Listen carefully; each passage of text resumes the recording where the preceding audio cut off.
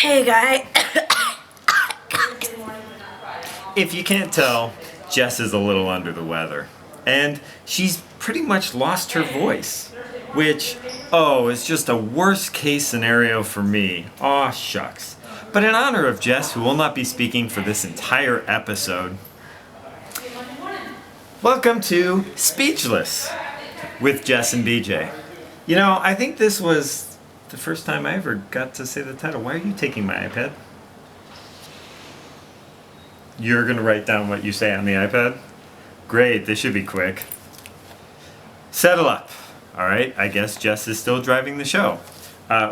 It's a chop. Well, okay, so the settle up was, what time would the money bubble burst? Bookie set a line at 10:30. We finished the day about 1 o'clock, and we're still 2 spots away from the money. We both took the later than 10 o'clock, so we both won. It's a chop. Wah, wah.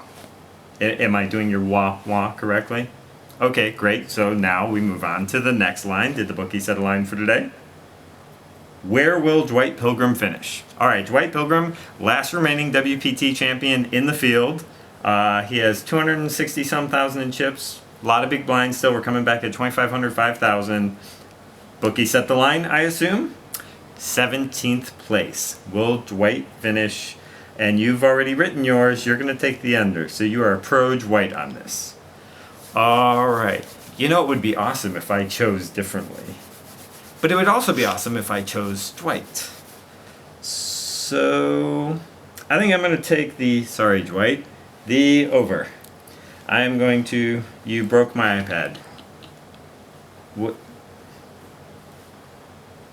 Okay, I got the over. Can I change it to the under? Make that happen. I'm locked into the over? Okay, so Dwyte Pilgrim, 17th place. Jess has the under, I have the over. Dwyte, still a big fan, but statistically, there's 42 people left. It's going to be tough to reach top 17. But I'm rooting for you. This is one I don't mind losing. Okay, so are we done? What do we go through? Holy Vitor Coelho. Coelho? It's Coelho. Coelho. Vitor Coelho. You know, if you're going to phonetically spell something out, usually you don't use the QU, you use the KW. No, I'm not an idiot, just because I know how to pronounce, the things. Anyway, Vitor Coelho finished as our chip leader. He was over 1 million in chips at one point, finished just under 1 million with about 945,000. He went on a monster streak late in the day. He was busting players left and right, like WPT champs Tommy Vitas, and wow, that was very well timed and very, you knew I was going to say that. Tommy Vitas, he busted, Tommy had aces, and Vitor Coelho, see, I'm going to pronounce that right by the end of this. Vitor had king deuce to Vitas's aces, cracked him, not all in pre-flop. He flopped a king, turned a deuce. They got it all in. He had the best hand, and bye-bye Tommy Vitas, who entered the day as the overall chip leader, but did not reach the money. Sorry, Tommy. And shortly after that, Jeff Forrest, who had been clinging to a short stack for a while, couldn't get the rebound from that, and unfortunately Jeff Forrest busted as well, which left Dwyte Pilgrim. Also, shortly before that, he had kings, I feel like, Teller. You know, if you're Teller, does that make me Penn? No, you're still an idiot. You know, Penn gets to shoot things at Teller. Penn gets to saw Teller in half. I could be cool with us being Penn and Teller. It's not going to happen. I don't remember Penn ever asking Teller these things. Psst, we're on the money bubble. Yes, we are on the money bubble. 42 players left. When we start on day 3, we're going to start with 42 players. So we're pretty much going to be hand for hand from the start. Top 40 finish in the money, getting like 7,500 for a cash. So it may go slow at the start. Hit the money, go on through. We're going to play all the way down. Anybody we got to look for on the money bubble?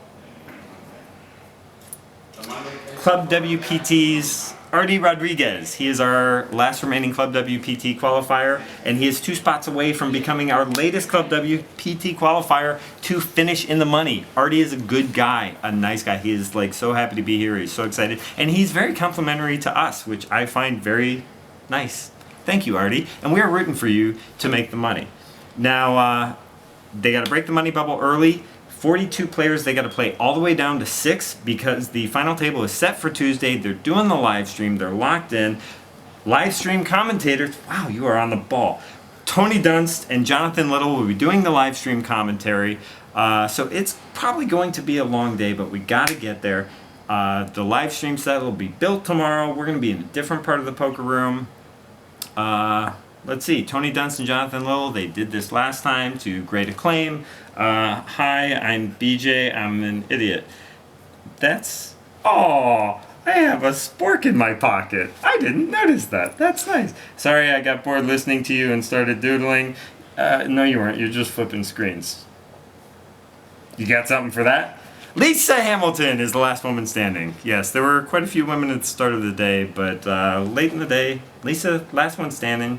How many chips does Lisa have? She's like in the 160 range, I think high hundreds. So she's on the low side of the chip counts, but she's still got a shot. So Lisa, go make that final table. And with that, last woman standing, I think we are done. And that pretty much wraps up the show.